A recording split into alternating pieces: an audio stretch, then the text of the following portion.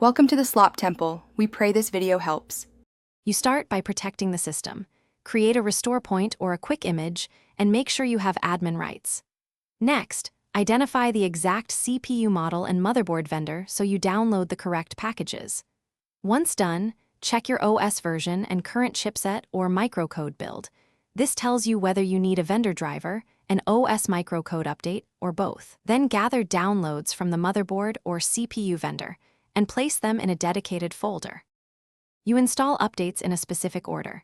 Chipset drivers first because they expose correct CPU interfaces to the OS. Run the vendor installer, accept prompts, and monitor for errors. After chipset drivers, apply CPU microcode either through the OS update system or a vendor-supplied package. This updates low-level CPU behavior. Make sure to reboot between major installs so drivers and microcode initialize correctly. If a UEFI BIOS update you finish by confirming the updates.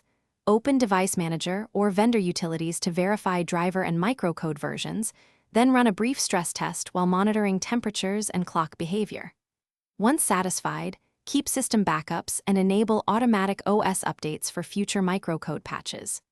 If something goes wrong, drivers cause errors or instability, roll back the driver, use your restore point or image, and only reattempt updates after checking vendor notes. One key tip: if BIOS flashing fails, stop and seek vendor recovery instructions immediately.